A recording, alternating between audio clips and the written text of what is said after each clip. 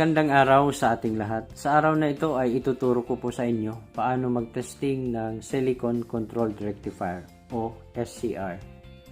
Ang SCR ay ito po ay isang uri ng thyristor na kadalasang ginagamit bilang switch sa mga electronic circuit. Ayan po yung symbol ng SCR. Ang SCR ay mayroong tatlong terminals. Ang terminals na ito ay cathode, gate, anode.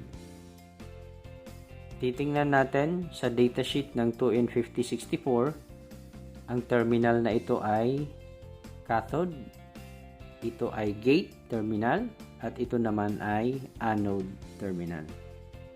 Sa pagtesting ng SCR, gagamit tayo ng analog multimeter.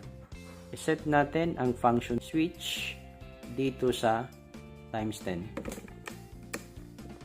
Ayan, na-set na natin sa times 10 ang function selector switch.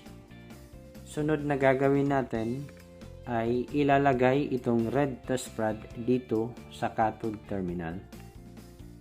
Kagaya nito. Dapat yan po ay nakadikit lang dyan sa cathode terminal.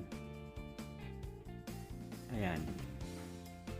Tapos, itong black test rod naman ay ilalagay dito sa anode terminal.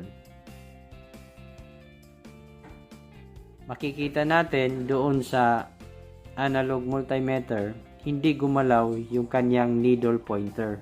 Ngayon, para malaman natin kung okay pa ang SCR na ito,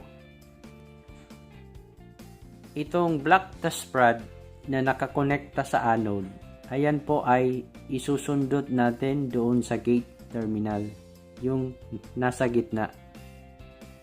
Ayan, nasundot na po natin. Makita natin nagkaroon ng pointer deflection ang analog multimeter. Ibig sabihin, nag-trigger na ang SCR. Yan po ay nag-turn on. Sunod na gagawin natin para makumpirma na okay ang SCR ay tatanggalin natin ang koneksyon ng black test rod doon sa gate o sa gitna na terminal. Ang okay na SCR, pag natanggal na natin yung connection ng black test rod doon sa gate terminal, yung terminal na nasa gitna, dapat po ang pointer deflection doon sa analog multimeter ay mag-e-steady. Kagaya nito, oh. Yan. Yung ginawa natin ay inalis natin ang connection ng black test rod doon sa gate terminal. At kung titingnan natin ng maigi dito sa analog multimeter, yung kanyang needle pointer ay hindi bumalik sa infinity mark. Ibig sabihin, pag ganyan ang makita natin sa analog multimeter, pag magte-testing tayo ng SCR, yan po ay nangangahulugan na ang SCR na tinetesting natin, ayan po ay okay pa.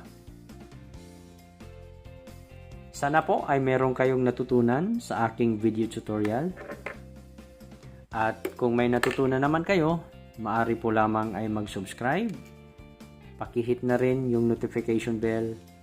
Paki-like at paki-share na rin yung video. Hanggang sa muli, maraming salamat po.